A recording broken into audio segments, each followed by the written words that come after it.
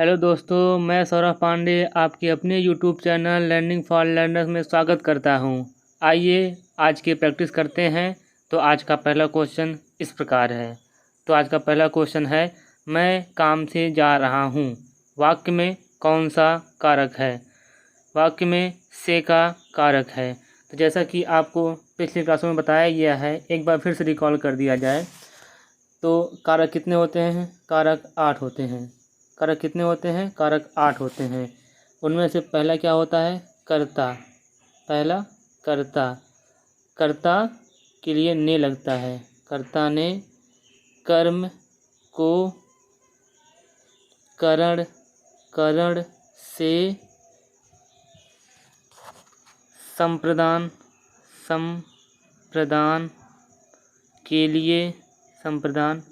के लिए अपादान से अलगाव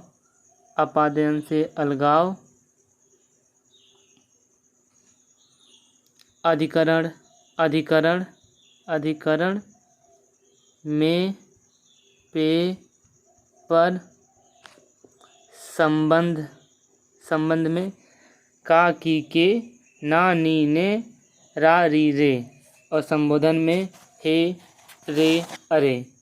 तो ये सब इनके कारक चिन्ह हैं। तो जो क्वेश्चन नंबर फर्स्ट में क्या दिया हुआ है, मैं काम से जा रहा हूँ, वाक्य में से का कारक है। तो करण से, कर्ता ने कर्म को करण से, तो ऑप्शन नंबर 20 सही होगा इसमें, क्योंकि से किस कारक चिन्ह के लिए प्रयोग होता है? करण के लिए से का प्रयोग होता है। तो नेक्स्ट क्वेश्चन नंबर सेकंड पे चलते हैं। रमा विद्यालय से घर जाती है। तो विद्यालय से घर जाना, रमा विद्यालय से घर जाती है में कारक है। तो विद्यालय से घर जाना है, विद्यालय से घर जा रही है, तो विद्यालय से वो अलग होकर घर जा रही है। तो अलग किसके लिए होता है? अपादान से अलगाव। अपादान जो से कारक चिन्ह है, से अपादान में से कारक चिन्ह का अर्थ होता है अलगाव के सेंस में। अलगाव के सेंस में से कारक चिन्ह का प्रयोग होता है। तो रमा विद्यालय से घर जाती है में कारक है, तो से क्योंकि अलगाव का है, तो अलगाव किसके लिए होता है? अपादान से अलगाव। तो नेक्स्ट क्वेश्चन नंबर थर्ड पे जाते हैं। राम की गाय चरती है में कौन सा कारक है? तो राम की गाय है, तो क्या है? गाय का जो संबंध किससे है? राम से है। जिसमें क्या दिखाई दे रहा है कि गाय का संबंध राम से है। जिसमें कौन सा कारक होगा? क्योंकि इसमें संबंध बताया जा रहा है, इसलिए संबंध कारक होगा, जो कि ऑप्शन नंबर सी में दिया हुआ है। नेक्स्ट क्वेश्चन नंबर 5 पे चलते हैं। पेड़ पर पक्षी बैठे हैं। पेड़ पर पक्षी बैठे हैं, तो आपके कारक में एक अधिकरण में क्या बताया गया है? अधिकरण में बताया गया है में पे पर। अधिकरण में पे पर, तो इसमें कौन सा कारक होगा? तो अधिकरण होगा, क्योंकि इसमें पर शब्द का प्रयोग हुआ। पर शब्द किस में आता है? अधिकरण कारक में आता है। तो नेक्स्ट क्वेश्चन नंबर 4 पे चलते हैं। बनियाइन में कौन सा प्रत्यय है? जैसा कि पिछली क्लासों में ये चल रहा है कि प्रत्यय किसी भी शब्द के पीछे लगकर उसका नया शब्द बनता है तथा उसका नया अर्थ भी निकालता है। तो इसका जो मूल शब्द है बनियाइन का, बनिया इसका मूल शब्द है। बनिया में जब आइन प्रत्यय जुड़ता है तो क्या बन जाता है? बनियाइन बन जाता है। तो ऑप्शन नंबर सी सही होगा, इसमें आइन प्रत्यय जुड़ेगा। नेक्स्ट क्वेश्चन चलते हैं। अत्युक्त में उपसर्ग है। अत्युक्त को हम क्या लिखेंगे? अति प्लस युक्ति। जिसमें कौन सा उपसर्ग है? अति उपसर्ग है। जैसा कि ये भी आपको बताया गया पिछले क्लासों में कि उपसर्ग कहाँ लगता है? किसी भी शब्द के आगे लगकर नया शब्द बनाता है। आगे लग के क्या करता है? नया शब्द बनाता है। तो उपसर्ग आगे लग के नया शब्द बनाता है। तो अत्युक्त में कौन सा उपसर्ग है? अत्युक्त में अति उपसर्ग है। नेक्स्ट क्वेश्चन पे चलते हैं। हिंदी में श ध्वनि है। श जैसा कि हम लोग जानते हैं, बचपन में पढ़े हैं, एक बड़ा सा होता है, एक खट्टी सा या मूर्धन्य सा होता है, एक छोटा सा होता है। तो इसका जो मूल शब्द है सा को हम बड़ा सा ना कह के तालब्य सा बोलते हैं। बड़ा सा ना बोल के क्या बोलते हैं? तालब्य सा। इसके लिए मूर्धन्य सा, इसके लिए मूर्धन्य सा, इसके लिए दंत सा का प्रयोग करते हैं। तो ये जो बड़ा सा है इसे हम क्या कहेंगे? तालब्य सा है, जो कि ऑप्शन नंबर बी में है। नेक्स्ट क्वेश्चन पे चलते हैं। वर्णमाला किसे कहते हैं? जैसे कि जानते हैं वर्णमाला, वर्णों के समूह को वर्णमाला कहते हैं, लेकिन यह कहना गलत होगा कि वर्णों के समूह को वर्णमाला कहते हैं, बल्कि यह कहना सही होगा कि वर्णों के व्यवस्थित समूह को, वर्णों का एक व्यवस्थित समूह होता है जिसे वर्णमाला कहते हैं। इसलिए ऑप्शन नंबर डी सही होगा। वर्णमाला किसे कहते हैं? वर्णों के एक व्यवस्थित समूह को वर्णमाला कहते हैं। नेक्स्ट क्वेश्चन पे चलते हैं। निम्नलिखित व्यंजनों में कौन सा संयुक्त व्यंजन नहीं है? कौन सा संयुक्त व्यंजन नहीं है? संयुक्त व्यंजन में जैसे छत्र होता है, त्राय होता है, ज्ञा होता है, ये सब क्या है? संयुक्त व्यंजन है। तो इसमें संयुक्त व्यंजन कौन सा नहीं है? और स्रा भी संयुक्त व्यंजन होता है। तो ये भी होता है, छत्र भी होता है, त्रा भी होता है, स्रा भी होता है, तो मूर्धन्य सा संयुक्त व्यंजन नहीं होता। चलिए नेक्स्ट क्वेश्चन पे चलते हैं। अंतरात्मा, अंतरात्मा में कौन सा संधि है? पहले इसका संधि विच्छेद कर दे। इसका संधि विच्छेद क्या होगा? अंतः प्लस आत्मा, अंतः प्लस आत्मा। अंतरात्मा का क्या संधि विच्छेद होगा? अंतः प्लस आत्मा। इसमें संधि कौन होगा?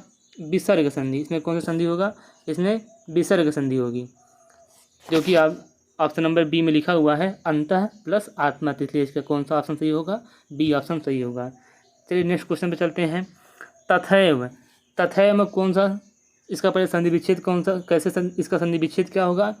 तथा धन एव, तथा धन एव, आ प्लस ए मिलकर अ बन जाता है। ये किस संधि में होता है? यह वृद्धि संधि में होता है। किस संधि में होता है? वृद्धि संधि में होता है। किस संधि में होता है? ये वृद्धि संधि में होता है। तो ऑप्शन नंबर डी आपका सही होगा, तथा प्लस एव, और इसमें संधि कौन सी होगी? वृद्धि संधि होगी। चलिए नेक्स्ट क्वेश्चन पे चलते हैं। जगन्नाथ किस संधि का उदाहरण है? जगन्नाथ का अगर हम संधि विच्छेद करेंगे तो क्या होगा? जगत प्लस नाथ, जगत प्लस नाथ, इसका क्या होगा? संधि विच्छेद होगा। तो इसमें कौन सा संधि होगा? इसमें व्यंजन संधि होगा, जो कि ऑप्शन नंबर ए में लिखा गया है। नेक्स्ट क्वेश्चन पे चलते हैं हम लोग। लघुरिमी में कौन सा संधि है? तो लघुरिमी का भी हम लोग क्या करेंगे? संधि विच्छेद करें तो लघु प्लस ऊर्मी, लघु प्लस ऊर्मी, तो क्या हो गया? लघुर्मी। लघुर्मी का क्या संधि विच्छेद होगा? लघु प्लस ऊर्मी। तो इसमें संधि कौन सा होगा? इसमें दीर्घ स्वर संधि होगा। इसमें कौन सा संधि होगा? दीर्घ स्वर संधि। छोटा ऊ प्लस बड़ा ऊ मिलकर बड़ा ऊ हो जाता है। तो ये किसका परिभाषा है? ये किसके सूत्र हैं? ये दीर्घ स्वर संधि के सूत्र हैं। चलिए नेक्स्ट क्वेश्चन पे चलते हैं। मनोविज्ञान में कौन सी संधि है? मनोविज्ञान का पहले हम संधि विच्छेद करें। मनः प्लस विज्ञान। मनोविज्ञान का संधि विच्छेद क्या है? मनः प्लस विज्ञान। क्योंकि इसमें लगा हुआ विसर्ग लगा हुआ है, इसलिए इसमें कौन सा संधि होगा? इसमें विसर्ग संधि होगा। कौन सा संधि होगा? विसर्ग संधि होगा। तो मनोविज्ञान में कौन सा संधि होगा? विसर्ग संधि होगा, और इसका संधि विच्छेद क्या होगा? मनः प्लस विज्ञान। तो ऑप्शन नंबर बी आपका सही होगा। नेक्स्ट क्वेश्चन पे चलते हैं। महाधन उदय, महाधन उदय, तो महाधन उदय का क्या हो जाएगा? महोदय। महाधन उदय का क्या हो जाएगा? महोदय। तो इसमें से आ लेंगे हम इसका आ और इसका उ। आ प्लस उ मिलके क्या बन जाएगा? ओ बन जाएगा। आ प्लस उ मिलके ओ बन जाएगा। ये किस संधि में होता है? ये गुण स्वर संधि में होता है। ये गुण स्वर संधि में होता है। तो महाधन उदय का कौन सा हो जाएगा? जो कि ऑप्शन नंबर ए में लिखा है, महोदय हो जाएगा आपका। चलिए नेक्स्ट क्वेश्चन पे चलते हैं। यथारुचि, जैसा कि ये क्वेश्चन आपका समास का है, और समास का हम लोग लगभग पीछे की जितने भी प्रैक्टिस किया गया है उसमें समास के बारे में आपको काफ़ी जानकारी दे दी गई है। इसी के सिलसिले में ये भी आपको बताया गया है कि किसी समास में ऐसे ऐसा समास जिसमें उपसर्ग का प्रयोग हुआ है, ऐसे समास के शब्द जिसमें उपसर्ग का प्रयोग हुआ, किसका प्रयोग हुआ है, उपसर्ग का प्रयोग हुआ है, चाहे यथा हो या प्रति हो, निर हो, आ हो इत्यादि। इसमें कौन सा संधि, इसमें कौन सा समास होता है, वो अव्ययीभाव समास होता है, जो कि ऑप्शन नंबर सी में दिया गया है। नेक्स्ट क्वेश्चन चलते हैं। जय पराजय, जय पराजय में कौन सा समास है। जैसा कि आपको पिछली क्लासों में बताया गया है कि जिस भी समास में बीच में हाइफन लगे, और लगे, बीच में और आए, अथवा आए, अगर ऐसा कोई भी समास है या ऐसे कोई भी शब्द हैं जिनके बीच में हाइफन हो, और हो, अथवा आए, उसके लिए कौन सा समास होता है, उसके लिए एक मात्र समास, वो भी द्वंद्व समास होता है। कौन सा समास होता है, द्वंद्व समास होता है, जो कि ऑप्शन नंबर सी में दिया गया है। नेक्स्ट क्वेश्चन पे चलते हैं। पंचवटी, पंचवटी शब्द में समास होगा। तो पंचवटी आपको पिछली क्लासों में ये भी बताया गया है, किसी भी समास के शब्द में या किसी भी शब्द में जिसमें संख्यावाची शब्द आएँ, उनके लिए कौन सा समास होता है, उनके लिए एक मात्र समास द्विगु समास होता है, द्विगु समास होता है। उसमें कौन सा समास होता है, द्विगु समास, जो कि ऑप्शन नंबर डी में लिखा गया है। नेक्स्ट क्वेश्चन पे चलते हैं। रसोई घर में कौन सा समास है।